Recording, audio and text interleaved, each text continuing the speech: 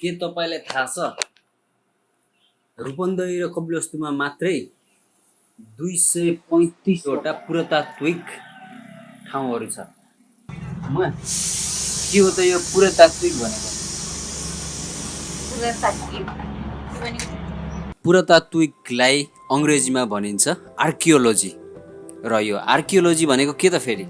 The study of human history and prehistory through the excavation of sites and the analysis of artifacts and other physical remains। मतलब के त? यो आर्कियोलोजीको मतलब के हो त फेरि? अब तपाईहरुलाई सबैलाई म्याक्सिममलाई थाहा होला कि हाम्रो मान्छेको पुर्खा भनेर कसलाई चिनिन्छ? बाँदरलाई चिनिन्छ नि त।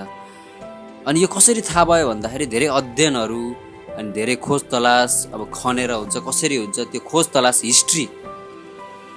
हिस्ट्री खोज तलास गरेर पत्ता लगाएर अनि यो हामीले मानेका छौं र थाहा पाएर त्यसलाई मान्दै पनि आएका छौं नि त अहिलेसम्म। सो त्यो स्टडी त्यस्तो अध्ययनलाई के भनिन्छ? आर्कियोलोजी। आर्कियोलोजीले यस्तो अध्ययन गर्छ, हिस्ट्री अफ मैनकाइन्ड भनौं न, मानवताको हिस्ट्री पत्ता लगाउने अध्ययन गर्ने विषयलाई नै भनिन्छ आर्कियोलोजी।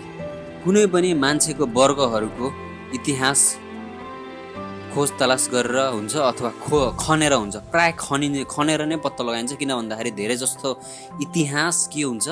दबेको हुन्छ, जमुनी मुनि गाडिएको हुन्छ। त्यही भएर खनेर नै प्राय जस्तो पत्ता लगाइन्छ। त्यस्तो प्रोसेस, त्यस्तो अध्ययन र त्यस्तो गर्ने त्यो कामलाई नै अथवा त्यो अध्ययनलाई नै आर्कियोलोजी भनिन्छ। अब यो त भयो पुरातात्विक अथवा आर्कियोलोजी भनेको के हो भन्ने कुरा। म नेक्स्ट विकबाट हजुरहरूलाई यस्तो ठाउँमा लैजाँदै छु जसले नेपालको हिस्ट्री नै चेन्ज गर्यो कि नेपालमा यस्ता ठाउँहरू छ भनेर। त्यस्तो 265 वटा साइट्सहरू मध्ये 10 वटा यस्तो साइट्सहरू छन् जुन चाहिँ बुद्धिस्ट आर्कियोलोजी साइट भनेर चिनिन्छ।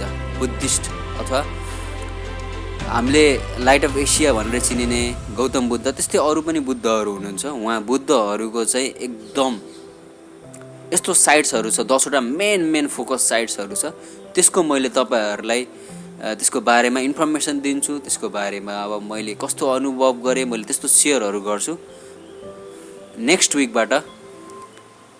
जस्तै लुम्बिनी भगवान गौतम बुद्धको पवित्र जन्मथलो, प्राचीन कपिलवस्तु तिलौराकोट भगवान गौतम बुद्धको 29 वर्षको कार्यकाल, गोटी हवा क्रकुछन्द बुद्धको जन्मस्थल, निग्ली हवा कनकमुनि बुद्धको जन्मस्थल, कुदान प्राचीन निग्रोधराम, सग्रहवा शाक्यहरूको सामूहिक नरसंहार भएको ठाउँ, त्यसैगरी अरौराकोट, रामग्राम र देवदह।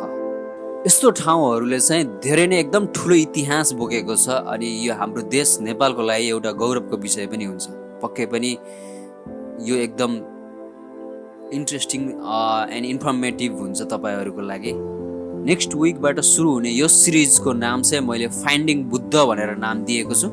यो भिडियोहरुमा मैले अब आफूले अनुभव गरेका ठाउँहरू र आफूले घुमेका ठाउँहरुमा कस्तो अनुभव गरेँ, मैले कस्तो के पाएँ, मैले के सोचेको थिएँ, कस्तो देखेँ भन्ने कुराहरु म पक्कै पनि तपाईहरु सामु राख्ने छु। मैले पनि त्यो ठाउँमा जाँदाखेरि फर्स्ट टाइम जाँदाखेरि मलाई पनि धेरै कुरा थाहा थिएन। त्यो कुराहरु मैले तपाईहरु यो च्यानलबाट इन्फर्मेसन दिनेछु। आजलाई यति नै। नेक्स्ट विकबाट फेरि यो सुरु हुनेछ। Hope you guys like it, hope you will love it. हैन, हेर्दै गर्नु होला यही समयमा यही च्यानलमा फेरि भेटौँला हैन।